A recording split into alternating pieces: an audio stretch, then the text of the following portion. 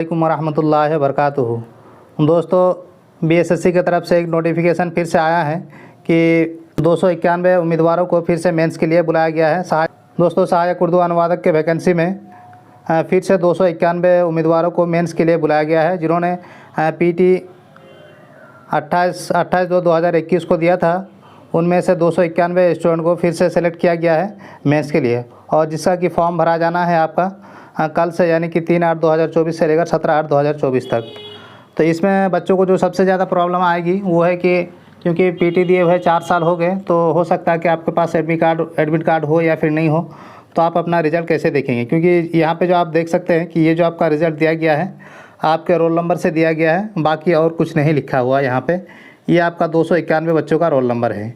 तो आपको अपना रिज़ल्ट कैसे देखना है, तो आपके पास जो ये एडमिट कार्ड है, ये आपका पीटी का एडमिट कार्ड है। इसमें आप देख सकते हैं कि यहाँ पे आपका रोल नंबर लिखा हुआ है।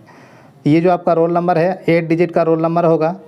तो ये एक बच्चों का रोल नंबर है 60016363। ये एक बच्चों का रोल नंबर है जिसको मेंस के लिए बुलाया गया है। तो इसी तरह से आप सभी लोगों के पीटी का जो एडमिट कार्ड है उसमें आपका ये रोल नंबर लिखा होगा। इस रोल नंबर के तहत आपको अपना जो रिज़ल्ट है वो इस वाले पेज पे ढूंढना है। इस वाले पेज पे आपको ढूंढना है। तो आप यहाँ पे देख सकते हैं सारे रोल नंबर लिखा हुआ है। तो आप अपना जो एडमिट कार्ड है वो उसमें आप ये रोल नंबर देखेंगे और फिर यहाँ आप अपना सर्च करेंगे। अब बात आती है कि जिन बच्चों के पास एडमिट कार्ड नहीं है उसको कैसे पता चलेगा कि मेरा सिलेक्शन हुआ है या फिर नहीं हुआ है। तो अगर आपके पास एडमिट कार्ड का फ़ोटो भी हो कहीं या फिर वह ज़ेरॉक्स भी हो, ज़रा उसको देख लेंगे कि आपने किसी भी फाइल में हो सकता है कि वो आपका एडमिट कार्ड पड़ा हो, या फिर कोई भी फ़ोटोकॉपी भी अगर पड़ा होगा तो भी आप उससे अपना एडमिट कार्ड दे सकते हैं और अपना जो फॉर्म है वो भर सकते हैं। क्योंकि बिना रोल नंबर का आप अपना जो रिज़ल्ट है वो नहीं देख पाएंगे, क्योंकि यहाँ सिर्फ़ और सिर्फ आपका जो रोल नंबर ही दिया गया है। तो ये आपको यहाँ पे रोल नंबर नहीं दिया गया है, इसको मैंने जूम करके आपको दिखाने के लिए लिखा है। तो ये आपका रोल नंबर सिर्फ यहाँ पे लिखा होगा और आपका यहाँ पे लिखा होगा। तो ये दो ही जगह पे आपका रोल नंबर लिखा होगा। यहाँ सिक्योरिटी रीजन की वजह से मैंने अपना एड्रेस वगैरह मिटा दिया है, यहाँ नाम वगैरह मिटा दिया है। तो यहाँ पर आपका नाम लिखा रहेगा, यहाँ पर आपका फादर्स नाम लिखा होगा।